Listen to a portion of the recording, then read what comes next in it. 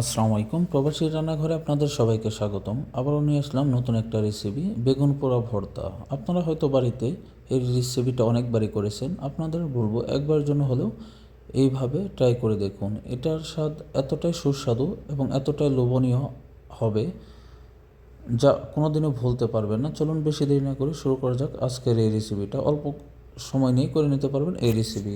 আমি এখানে বেশ বড় সাইজের একটা বেগুন ভালো করে পরিষ্কার করে নিয়েছি, সেই সাথে 4টা রসুনের কোয়াও নিয়েছি। একটা চাকুর মাধ্যমে আমি বেগুনটাকে এইভাবে কেটে নিচ্ছি। এরপরে রসুনগুলোকে আমি ভিতরে দিয়ে দেব। এরপর এইভাবে এক এক করে আমি সবগুলো রসুনের কোয়া ভিতরে ঢুকিয়ে দিচ্ছি। রসুনের কোয়াগুলো একটু বড় ছিল, সেই জন্য একটু প্রবলেম হচ্ছিল। আপনারাও একটু বড় করে কেটে নিয়ে এইভাবে রসুনের কোয়াগুলোকে ঢুকিয়ে দিবেন টেস্টটা ভালো আসার জন্য। এরপর বেগুনের মধ্যে আমি সর্ষের তেল এইভাবে দিয়ে দিচ্ছি। আপনারা চাইলে একটা ব্রাশের মাধ্যমেও সর্ষের তেলটাকে ব্রাশ করে দিতে পারেন। অবশ্যই এই বেগুন পোড়া ভর্তার মধ্যে আপনাদের সর্ষের তেলটাই ব্যবহার করতে হবে প্রপার টেস্ট পেতে। এরপর গ্যাসের চুলার মধ্যে আমি একটা স্টিলের স্ট্যান্ড দিয়ে দিলাম। গ্যাসটা অন করে একদম লো ভলিউমে রেখে আমি বেগুনটাকে পুড়ে নেব। এরপরে আমি দিয়ে দিচ্ছি সরিষার তেল ব্রাশ করা বেগুনটা।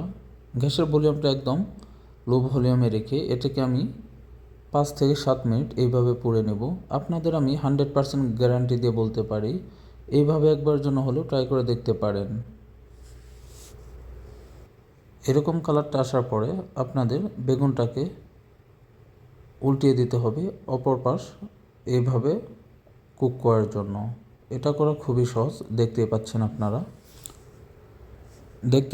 5 থেকে 7 মিনিট এটাকে আমি পুড়ে নিয়েছি, একদম 100% পোড়া হয়ে গেছে। এটাকে আমি ঠান্ডা করে নেব, সেই জন্য একটা পাত্রে রেখে দিলাম। চলুন সে ফাঁকে আমি কিছু শুকনো মরিচ ভেজে নিচ্ছি। বরাবরের মতোই গ্যাসের মধ্যে আমি একটা নন স্টিকের প্যান নিয়ে গ্যাসটা অন করে দিলাম। অপেক্ষা করব গরম হওয়ার আগ পর্যন্ত। প্যানটা আমার গরম হয়ে গেছে। এরপরে দিয়ে দিতে হবে আপনাদের মাস্টার্ড তেল বা সরষের তেল। আপনি যদি আমার চ্যানেলে নতুন হন অবশ্যই চ্যানেলটিকে সাবস্ক্রাইব করবেন। তেলটা গরম হয়ে গেছে, দিয়ে দিচ্ছি 6 পিস শুকনো মরিচ। লো ভলিউমে এটাকে আমি ভেজে নিব। সেই ফাঁকে বেগুনের খোসাটাও ছাড়িয়ে নিচ্ছি। এখন এইভাবে আপনাদের বেগুনের খোসাটাকে ছাড়িয়ে নিতে হবে। দেখতেই পাচ্ছেন এটা ছাড়ানো খুবই সহজ। এটা 100% পোড়া হয়ে গেছে, সেই জন্য খুবই সহজেই বেগুনের খোসাটা চলে আসতেছে। আপনারা এটার প্রপার টেস্ট পেতে হলে অবশ্যই প্রতিটা স্টেপ আপনাদের ফলো করতে হবে। অবশ্যই চ্যানেলটিকে সাবস্ক্রাইব করবেন, লাইক কমেন্ট শেয়ার করুন, অন্যজনকে দেখে হাতা দিয়ে দিবেন। মরিচগুলোকে আমি এইভাবে উল্টিয়ে দিচ্ছি ভালোভাবে ভাজার জন্য। এইভাবে আমি পোড়া বেগুনের খোসাটা ছাড়িয়ে নিলাম। এরই মধ্যে আমার মরিচ ভাজা হয়ে গেছে। চলুন মরিচগুলোকে আমি উঠিয়ে নিচ্ছি। মরিচগুলোকে আমার পারফেক্টভাবে ভাজা হয়ে গেছে। একটা টঙের মাধ্যমে এইভাবে সবগুলো মরিচ আমি উঠিয়ে অন্য একটি পাত্রে রেখে দিচ্ছি, গ্যাসটা অফ করে। এরপরে আমি একটা চপিং বোর্ডের মধ্যে বেগুনটাকে রেখে আমি এইভাবে চপ করে নিচ্ছি। আপনারাও ঠিক একইভাবে বেগুনটিকে এইভাবে চপ করে নেবেন সাবধানতার সাথে। দেখতেই পাচ্ছেন খুবই ইজিলি এটা করা যাচ্ছে। এইভাবে আপনাদের একটা চাকুর মাধ্যমে বেগুনটাকে ভালো করে চপ করে নিতে হবে। এরপরে হাতের মাধ্যমে মরিচের বোটাগুলোকে আপনাদের একটা মিডিয়াম সাইজের পেঁয়াজ কুচি করে কেটে নিয়েছি। অর্ধেক আমি এখানে মরিচের মধ্যে ডলে নেব এবং আর অর্ধেক দিয়ে আমি এটাকে ভালো করে ভেজে নেব। এরপরে আপনাদের হাতের মাধ্যমে মরিচ এবং পেঁয়াজকে এইভাবে ডলে মিক্সড করে নিতে হবে।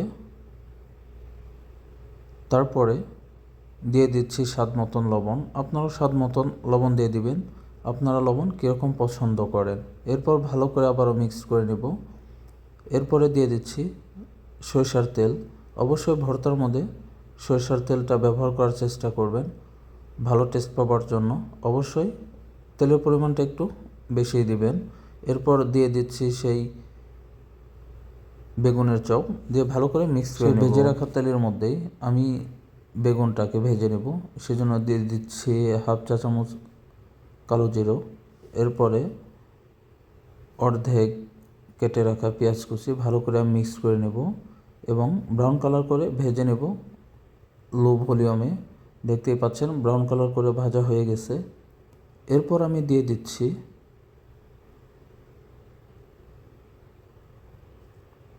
সে বেগুনের ভর্তা, বেগুন পোড়া ভর্তা। সম্পূর্ণ দেওয়ার পরে আমি একটা হাতা দিয়ে ভালো করে মিক্সড করে নেব এবং 2 থেকে 3 মিনিট এটাকে আমি লো ভলিউমে ভেজে নেব। ঠিক একইভাবে আপনারাও সম্পূর্ণ ভালো টেস্ট পেতে প্রতিটা স্টেপ ফলো করবেন। এরপর আমি দিয়ে দিচ্ছি গার্নিশের জন্য ধনিয়া পাতার কুচি। এরপর ভালো করে আবার মিক্সড করে নেব। দেখতেই পেলেন এটা বানানো কতটা সহজ। আপনারা বাড়িতে একবার জন্য হলেও ট্রাই করবেন। ভালো থাকবেন, সুস্থ থাকবেন। আবারও দেখা হবে নতুন কোনো ভিডিও নিয়ে, নতুন কোনো রেসিপি নিয়ে প্রবাসীর রান্নাঘরের সাথে। অবশ্যই চ্যানেলটিকে সাবস্ক্রাইব করবেন। আপনি যদি আমার চ্যানেলে নতুন হন, লাইক কমেন্ট শেয়ার করে দিয়ে অন্যজনকে দেখার সুযোগ করে দিবেন।